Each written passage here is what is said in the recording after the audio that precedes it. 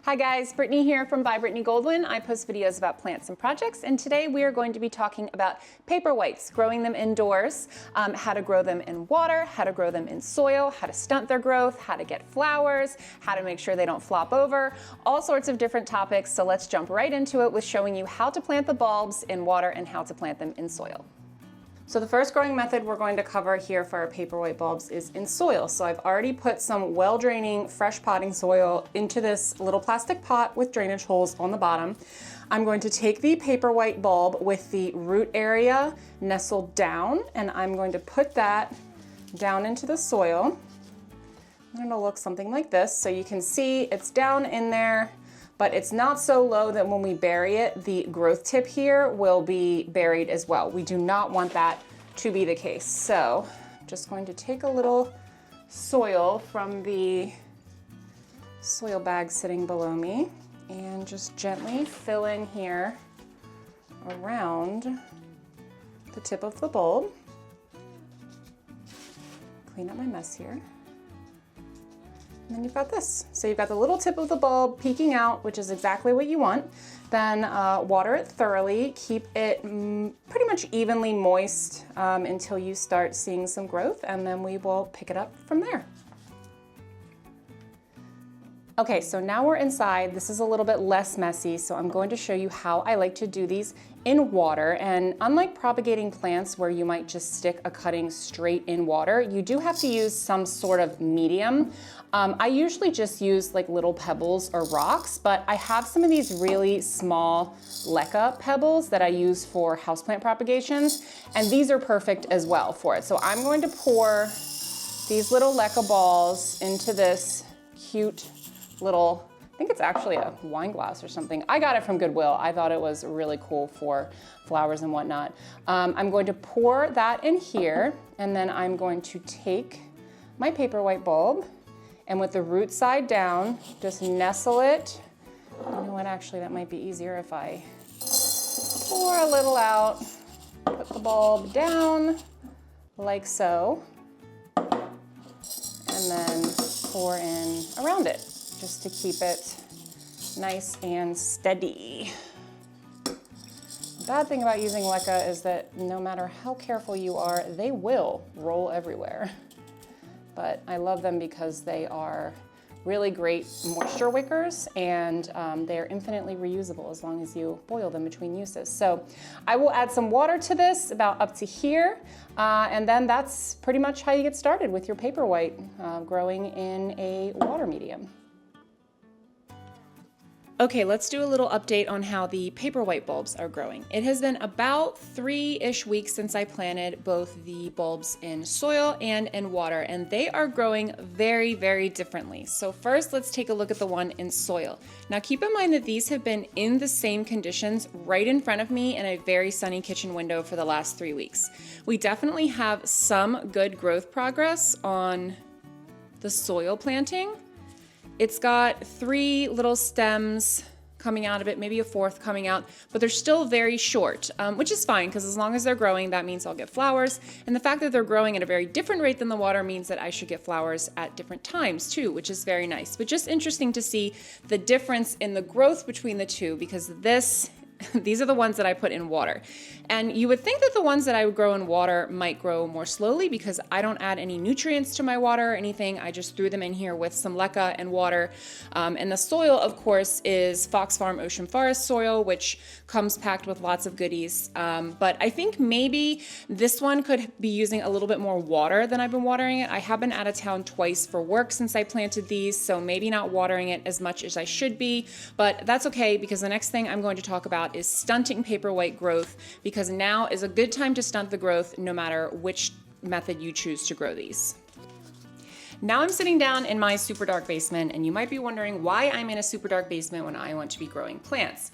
Well, I mentioned stunting the growth on these, and One of the reasons why you may want to stunt the growth on your paperwhites is because they can get super tall and the stems are not that sturdy, so they'll flop over. You may have to support them with twine or something like that, or sometimes they come in like a little cage or a super tall vase. But one way that you can prevent them from getting super tall and floppy while also ensuring you get really beautiful flowers is by stunting their growth.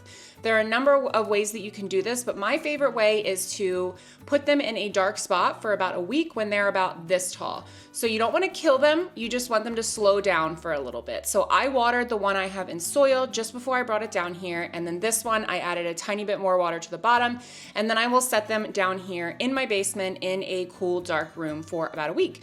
Then I'll bring them back upstairs and let them continue growing so that they will be shorter and just a bit stockier, but they will still give me flowers without flopping over. Okay, it's been a couple weeks since the plants were in the basement, about a week and a half maybe, and I brought them upstairs. This is what the water paperwhite looks like. And actually this one kept growing in the dark room downstairs in our basement. Without even artificial lights on, this one kept growing probably a couple inches. But I am still pretty confident that it has stunted its growth some because, as you can see, a bud is forming here, and the fact that a bud is forming and the leaves are only this tall is a really good sign that it's not going to get so tall that it's flopping over. So the leaves are still supporting themselves way up straight. Oh, and it also looks like I just spotted a second bud on its way down here. And it looks like this bulb has two little bulblets, bulb pups, whatever you want to call them, sprouting from the sides. So I am hopeful that I will get some more flowers from these side bulbs as well. And if I don't, then hopefully I will have 3 bulbs for next year instead of 1 bulb. Now for the soil one didn't really grow at all when it was in the dark room. I also didn't water it while I was down there. So while the water one had a water reservoir when I put it in the room, this one I watered and then I put it in there and I left it alone. So it is still growing nicely. There are no signs of any flowers yet, which is actually good because I like to have staggered flowers with paperwhites. So my water-rooted paperwhites will be the first to bloom, these will be the second, and then today or tomorrow I'm actually going to plant some more bulbs so that I have a second round of flowers. So I will cut to the future here and show you what these look like when they are blooming. Hey there, it's currently 1 month after planting our paperwhites and we are checking in on the progress because we have blooms on the first one.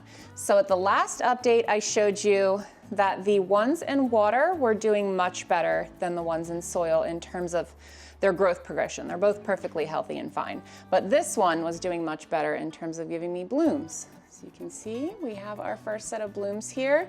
They smell amazing. I wish you could smell them. Even just this small cluster of flowers smells up the whole sunroom, which is amazing. And then we've got another bud about to open up here, and I'm sure there will be more from these. So I'm calling these a success with my first blooms of the season. And then let's take a look at these soil ones.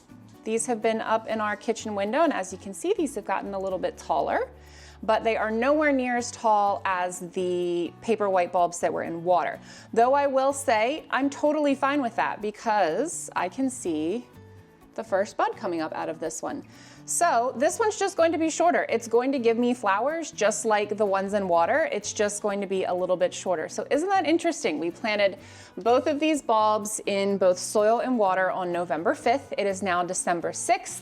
One is much taller, even though we stunted the growth on both of them in the basement. One already has flowers, the other has them on their way. So I hope this has inspired you to force some paperwhite bulbs indoors, either for the holidays or for the rest of the winter, because honestly, you can still continue planting them even after Christmas, even though they're associated traditionally with Christmas. One thing to keep in mind is when they are done flowering, you do want to not chop off the foliage immediately.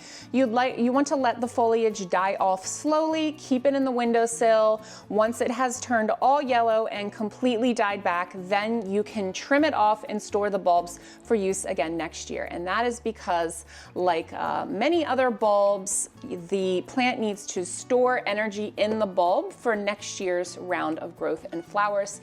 And to let it finish its cycle, you do need to let the foliage die off completely. So in the meantime, I'm happy to answer any questions you have about paperwhites, one of my favorite indoor holiday flowers. Until then, happy planting.